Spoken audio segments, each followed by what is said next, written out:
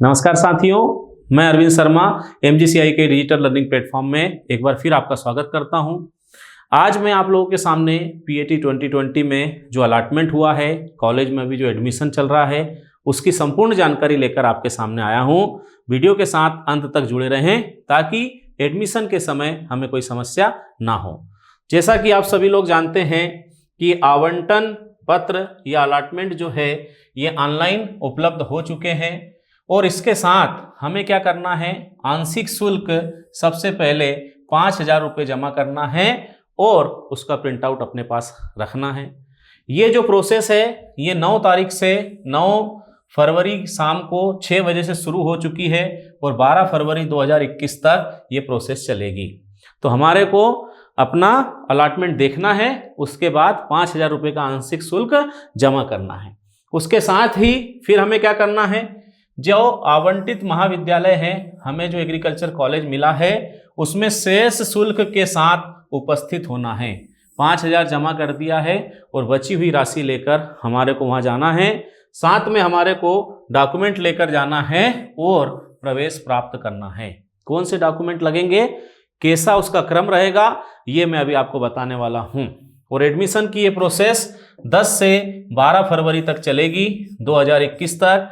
Time का हमारे को ध्यान रखना है कि 11 बजे से 11 AM से 5 PM के बीच में हमारे को कॉलेज में उपस्थित होना है। फिर हम जब कॉलेज में पहुंचेंगे, एडमिशन की प्रोसेस होगी। उसके साथ ही अगर हमें पेमेंट सीट मिली है या हम हमारे कॉलेज से अभी संतुष्ट नहीं हैं, हम उससे ऊपर का कॉलेज चाहते हैं, पेमेंट से फ्री सीट में आना चाहते हैं, तो हमारे को यहाँ पर अपग्रेड करने का फॉर्म भरना है, अपग्रेड की प्रोसेस करना है ताकि सेकंड राउंड में हमें पेमेंट से फ्री सीट मिल सके या हमारा मनपसंद कॉलेज मिल सके। फीस की अगर हम बात करें तो फीस क्या है, तो फ्री सीट के लिए हम बात करते हैं 10,723 रुपये, ये एक सेमेस्टर की फीस हो गई। और यदि हमें पेमेंट सीट मिलती है तो 25,848 रुपये, ये एक सेमेस्टर की फीस है। ये जो फीस है ये अलग अलग कॉलेज के हिसाब से थोड़ी सी चेंज हो सकती है। राउंड फिगर में आप ऐसा समझ लें, फ्री सीट के लिए 11,000 और पेमेंट सीट के लिए 26,000 रुपये फीस देना पड़ेगी। और एक बात याद रखना, ये हर सेमेस्टर की है और जो हमारा फर्स्ट सेमेस्टर रहेगा इसमें आपने ये जो 5,000 रुपये का आंशिक शुल्क जमा किया था, ये 5,000 का जो आंशिक शुल्क जमा किया था वो फर्स्ट सेमेस्टर के लिए इसमें से माइनस हो जाएगा, केवल फर्स्ट सेमेस्टर के लिए। बाद वाले सेमेस्टर में आपकी यही फीस रहेगी। समझ गए? तो इस तरह से फीस का अरेंजमेंट करके अपने साथ लेकर जाएं ताकि कॉलेज में कोई दिक्कत ना आए। चलिए आगे हम बढ़ेंगे। तो अभी एक बहुत ही महत्वपूर्ण चीज़ है कि हमें कौन कौन से डॉक्यूमेंट लेकर जाना है, कौन कौन से दस्तावेज हैं लेकर जाना है, उनकी कितनी फ़ोटोकॉपी ले जाना है, ओरिजिनल चाहिए या कलर्ड फ़ोटोकॉपी चाहिए। तो ये दस्तावेज की सूची यहाँ पर दी गई है, मैं आपको यहाँ पढ़कर सुना रहा हूँ। और कौन सा ओरिजिनल लगेगा, किसकी रंगीन फ़ोटोकॉपी लगेगी, ये मैं आपको बताने जा रहा हूँ। तो सबसे पहला है कॉलेज अलॉटमेंट लेटर। सेकंड हमको फीस जमा की रसीद, जो 5,000 रुपये आंशिक शुल्क जमा किया वो। फिर डॉक्यूमेंट जो वेरिफिकेशन आपने करवाया था उसकी रसीद लगेगी। PAT परीक्षा की अंक सूची लगेगी, 10वीं की अंक सूची, 12वीं की अंक सूची, TC आपको लगेगी, चरित्र प्रमाण पत्र लगेगा। अगर आपने गैप किया है तो गैप प्रमाण पत्र लगेगा, माइग्रेशन प्रमाण पत्र लगेगा, जाति या श्रेणी का प्रमाण पत्र चाहिए, मूल निवासी प्रमाण पत्र चाहिए, आय का प्रमाण पत्र चाहिए, चिकित्सा प्रमाण पत्र जिसमें आपके ब्लड ग्रुप का विवरण हो ये चाहिए, आधार कार्ड की फोटोकॉपी चाहिए, बैंक पासबुक की छाया प्रति चाहिए। विद्यार्थी के पास अगर जमीन है और कृषक प्रमाण पत्र उसने लगाया है तो उसको ऋण पुस्तिका जो है उसकी छाया प्रति चाहिए।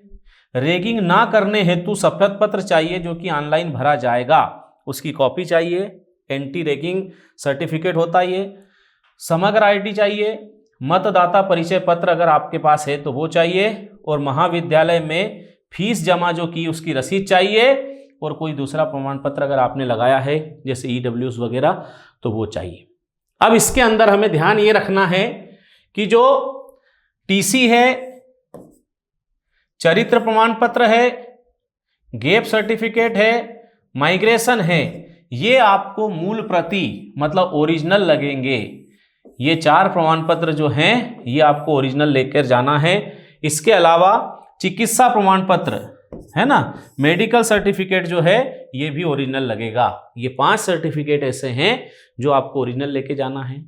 बाकी हमारे को सारे सर्टिफिकेट 4 सेट में फोटोकॉपी लेकर जाना है।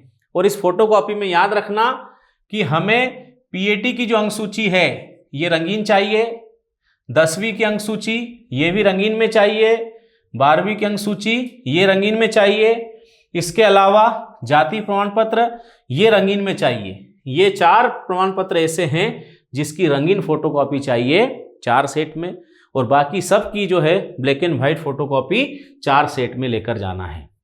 ये मैंने आपको सारे डॉक्यूमेंट्स बताए, इनका क्रम भी यही रखना है। मैं ये जो डॉक्यूमेंट की लिस्ट है ये डिस्क्रिप्शन बॉक्स में आपको डाल दूंगा, आप वहां से इसका प्रिंट आउट भी ले सकते हैं ताकि कॉलेज में इस तरह से जमा कर ले जाएं तो आपको कोई समस्या ना हो। चलिए आगे बढ़ेंगे। इसके साथ ही कॉलेज के द्वारा आप देखोगे जो न्यू एडमिशन है 2020-21 के लिए, उसके लिए उन्होंने एक प्रोफार्मा दिया है, इसे भी अपने साथ भरकर ले जाना है। इसके अंदर आपको करीब 57 जानकारी है, 57 जानकारी है, उसको इसमें आप भर कर ले जाएंगे तो वहाँ एडमिशन में दिक्कत नहीं आएगी, तुरंत आपका एडमिशन हो जाएगा। तो ये भी आपको डिस्क्रिप्शन बॉक्स में मिल जाएगा, वहाँ से आप इसका प्रिंट आउट लेंगे और इसे भर के अपने साथ ले जाएंगे ताकि एडमिशन में आपको कोई समस्या ना हो। इसको आप डिस्क्रिप्शन बॉक्स में से सेव कर लेना, प्रिंट आउट इसका निकाल लेना और ये भर के ले जाना ताकि कॉलेज में आपको कोई समस्या ना हो सके। चलिए अब हम लोग आगे बहुत ही महत्वपूर्ण चीज पर आते हैं कि कट ऑफ क्या है। कई लोग इंतजार में बैठे हुए थे क्योंकि बहुत कम नंबर तक बुला लिया गया था काउंसलिंग के लिए, लेकिन अब उन्होंने फर्स्ट राउंड का फाइनल कट ऑफ जारी कर दिया है। कहाँ तक एडमिशन हुए हैं फर्स्ट राउंड में ये मैं आपको बता रहा हूँ। यहाँ पर जिस तरह से ये कॉलेज से प्राप्त किया गया कट ऑफ है, मैंने उसको उसी की तरह जैसा नोटिस बोर्ड पे लगा था वैसा का वैसा आपके सामने लेकर आया हूँ। यहाँ पर अलग अलग कई तरह के कृषक हैं, EWS हैं, फ्रीडम फाइटर हैं, तरह तरह की छूट वाले लोगों के लिए दिया है, लेकिन मैं डायरेक्ट आपको मेल फीमेल कैटेगरी में दिखाता हूँ। सबसे पहले हम आते हैं OBC फीमेल। OBC फीमेल का कट ऑफ रहा है 100.2 100.2 यहाँ तक हुआ है OBC फीमेल में। फिर OBC मेल बॉयज़ का बात करें तो 107.62 107.62। तो ये दोनों OBC के हो गए, गर्ल्स के लिए और बॉयज़ के लिए। इसी तरह से हम यहाँ पर आते हैं SC कैटेगरी। SC फीमेल की बात करते हैं तो इसका कट ऑफ रहा है 80.15।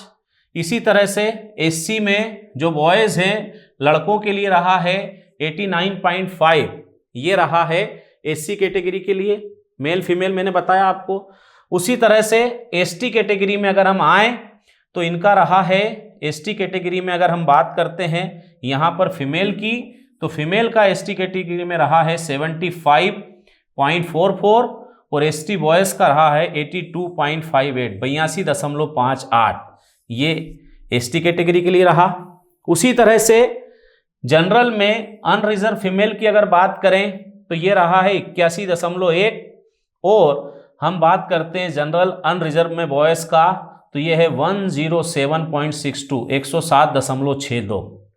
तो ये अलग अलग कैटेगरी के हिसाब से मेल और फीमेल का कट ऑफ है ना। अब कई लोग ऐसे इंतजार में बैठे हैं कि सेकंड राउंड आएगा, हम सेकंड राउंड में हमारा को सिलेक्शन हो जाएगा, मिल जाएगा।